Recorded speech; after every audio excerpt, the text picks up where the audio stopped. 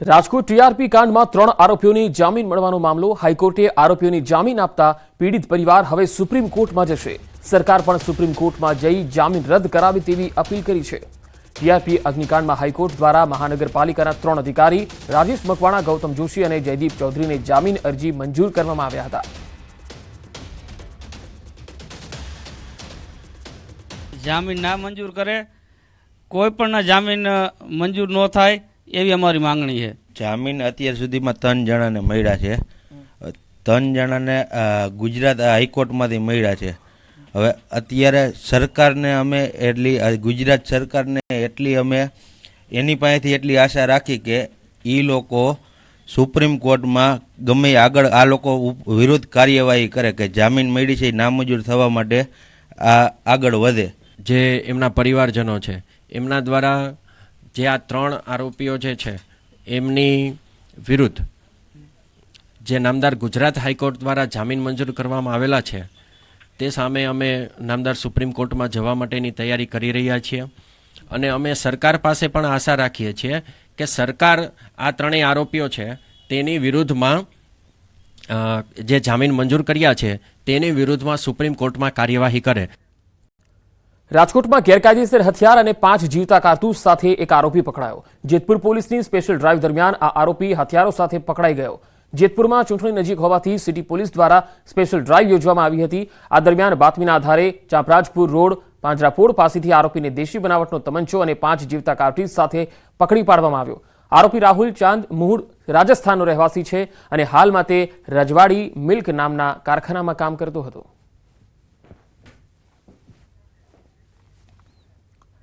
કચ્છમાં કેબલ ચોરી મામલે એક ચોંકાવનારો ઘટસ્ફોટ થયો। પોલીસ હેડ કોન્સ્ટેબલે જ કરી હતી ચોરી। જી હા, તેમણે જ આ ચોરી કરાવી। સાગરીત સાથે મળીને કેબલ ચોરી કરાવી। પોલીસ કર્મચારીએ ચોરી કરાવ્યાની કબૂલાત કરી લીધી છે। મોજ શોખ માટે ચોરી કરાવ્યાની કબૂલાત કરી છે। પોલીસે ભુજના હેડ કોન્સ્ટેબલ અને તેના મદદગારની ધરપકડ કરી છે। આરોપી કોન્સ્ટેબલ અગાઉ જખો પોલીસમાં નોકરી કરી ચૂક્યો હોવાથી મુદ્દામાલ રૂમમાંથી કેબલો ચોર્યા હતા।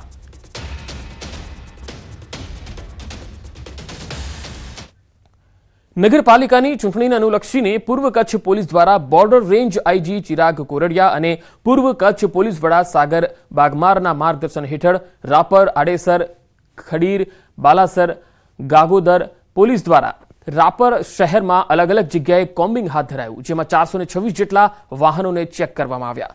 આગામી દિવસોમાં આવનારી નગરપાલિકાની ચૂંટણી મુક્તપણે યોજાય તે માટે પોલીસ તંત્ર દ્વારા આગોતરા પગલાં ભરવામાં આવી રહ્યા છે।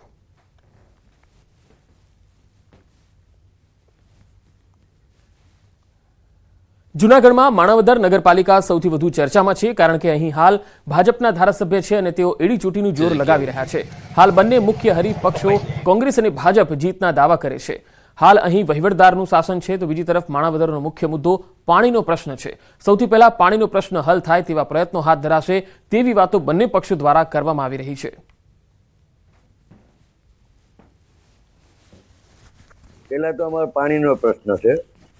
આ 4 દિવસે પાણી આપે છે, પણ અમારા પ્રયત્નો એવા છે કે એકત્ર આ પાણી મળે એવા પ્રયત્નો અમે કરશું। એક તો રોજીરોટા માટે અહીંયા સારી ફેક્ટરી પડે એવા પ્રયત્ન કરે સરકાર, એવી અમારી માગણી છે। અમે પાણીની માગણી રેવન્યુ ફંડ બન્યો છે, એમાં પણ અમે પ્રયત્ન બનશે એટલે આ પ્રયત્ન કરશું ને એમાં પાણી નાખે તો એકત્ર પાણી થાય એવા પ્રયત્ન અમે કરશું। પહેલા તો અમારો પાણીનો પ્રશ્ન છે।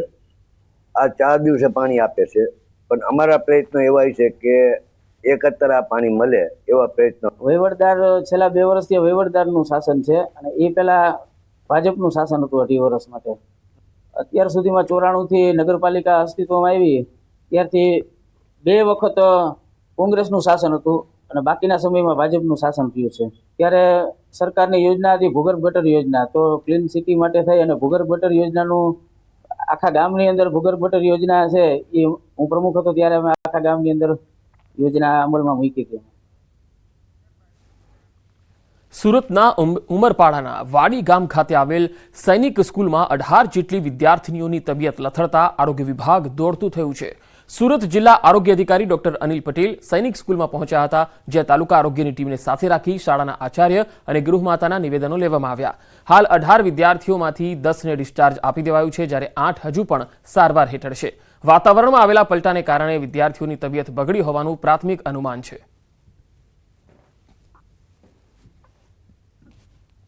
કોમન કોલ્ડ અમુક બાળકોને હતું, એટલે કે URTI કહેવામાં આવે છે, અપર રેસ્પિરેટરી ટ્રેક ઇન્ફેક્શન. એની સાથે ફીવરની પણ કમ્પ્લેન હતી અને 1-2 બાળકોને વોમિટિંગની તકલીફ હતી. તો 18 બાળકોને આપણે ગઈકાલે 108 દ્વારા અને અન્ય જે સુવિધા મળી એ પ્રમાણે CHC જંખાવ ખાતે જે મેડિકલ ઓફિસરની ટીમ છે ત્યાં બતાવવામાં આવ્યા હતા. એમાંથી ઓબ્ઝર્વેશનમાં રાખીને